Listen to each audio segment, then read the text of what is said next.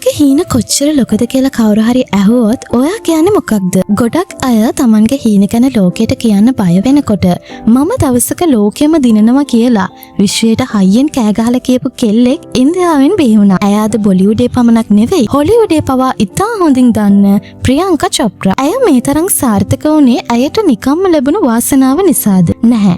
ඒ පිටුපස තියෙන අතිශය බලවත් ආධ්‍යාත්මික රහ ඇය භාවිතා කරපු මැනිෆෙස්ටේෂන් ටෙක්නික් සහ ඇයගේ සුවිශේෂී මයින්ඩ්සෙට් එක ගැනයි අද අපි ඔයාට කියලා දෙන්නේ. ඉතින් මේ වීඩියෝ එක අවසාන වෙනකම් බැලුවොත් ඔයාගේ ජීවිතයත් වෙනස් කරගන්න පුළුවන්.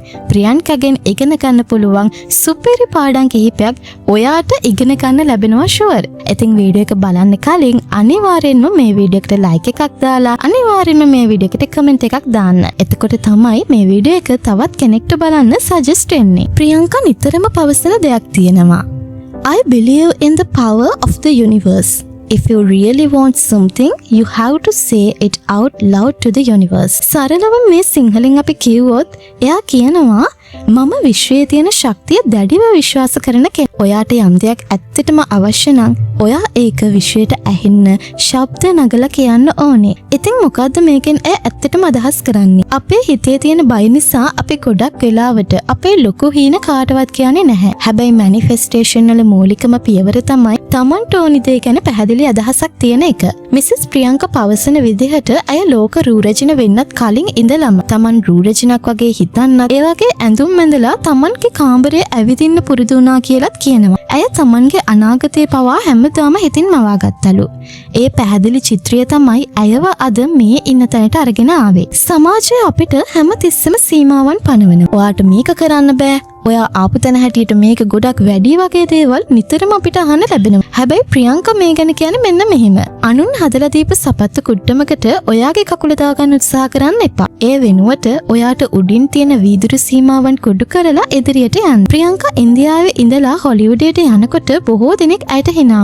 ඔවුන් කිව්වේ ඉන්දියානු නිලියකට හොලිවුඩේ ප්‍රධාන චරිතයක් කරන්න බෑ කියලා. හැබැයි ඇය අනුන්ගේ සීමාවන් පිළිගත්තේ නැහැ. ඇය Tamanගේම අනන්‍යතාවයක් ගොඩනගා ගත්තා. ඔබේ ජීවිතෙත් අනුන් පනවපු සීමාවන් බිඳලා දාන්න ඕනි කියලා ඔයත් අදම තීරණය කරන්න ඕනි. අපි හැමෝම අසාර්ථකත්වයට බයයි. හැබැයි ප්‍රියංකා අසාර්ථකත්වයේ දකින්නේ සාර්ථකත්වයට යන පාරේ තියෙන එක පියවරක් විදිහටයි. ඇය මෙන්න මෙහෙම කියනවා. අසාර්ථක වෙන්න, නැවත නැවතත් අසාර්ථක වෙන්න. හැබැයි අන්තිමට අලුමතින් නැගිටින ෆීනික්ස් පක්ෂියෙක් වගේ ශක්තිමත්ව නැගිටින්න. ප්‍රියංකා කියන්නේ මැනිෆෙස්ටේෂන් කියන්නේ නිකම් මැජික් එකක් නෙවෙයි කියලා. ඒක අභියෝග මැද උනත් Tamanගේ හීනය ගැන තියෙන විශ්වාසය අත නොහැර ඉන්න එකයි. ඇයගේ වචන වලින්ම කිව්වොත් සෑම පරාජයක්ම ඔබට අලුත් දෙයක් උගන්වනවා. ඒ ඉගෙනීම තමයි ඊළඟ ජයග්‍රහණයට පාර හදන්නේ. ප්‍රියංකාගේ තවත් රහසක් තමයි Tamanට ආදරය කරන එක. ඇය කියනවා you must believe in yourself before anyone else does. ඒ කියන්නේ අනිත් අය ඔයාව විශ්වාස කරන්න කලින් ඔයාව විශ්වාස කරන්න ඕනි. ඇය හැමදාම උදේට Tamanගේ කණ්ණාඩිය දිහා බලලා Tamanට ධනාත්මක දේවල් කියනවා කියලාත් කියනවා. මම ලස්සනයි, මට මේක කරන්න පුළුවන්, මම අද දවසේ ජයග්‍රහණය කරනවා වගේ සරල වචන වලින් ඔයාගේ සබ්කොන්ෂියස් මයින්ඩ් එක පුහුණු කරන්න ඇය අපිට උගන්වනවා.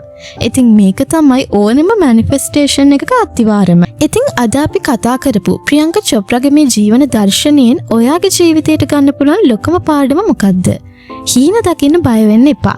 ඒවා කොච්චර ලොකු වුණත් ඒ ගැන ලෝකයට සහ විශ්වයට කියන්න බය වෙන්න එපා. ඔයාගේ හීනවලට සමාජයේ hina වුණත් ඔයා ඒවට ආදරය කරන්න. ඔයත් ඔයාගේ ජීවිතයේ මොකක්ම හරි දෙයක් මැනිෆෙස්ට් කරගන්න උත්සාහ කරන කෙනෙක්ද? එහෙනම් ඒ ගැන කමෙන්ට් එකක් දාන්න. මිසස් ප්‍රියංකා වගේම Tamanගේ මනස භාවිතා කරලා ලෝකයේ දිනපු තවත් කවුරු ගැනද අපි ඊළඟට කතා කරන්න ඕනි කියලාත් අපිට කියන්න. ඉතින් අපිත් එක්ක දිගටම රැඳිලා ඉන්න. අමතක නොකර වීඩියෝ එකට ලයික් එකක් දාලා ඔයාගේ යාළුවෝ අතරත් මේක ෂෙයා කරන්න. අපි නැවතත් මේ වගේම වටිනා වීඩියෝ එකකින් හමු වෙමු.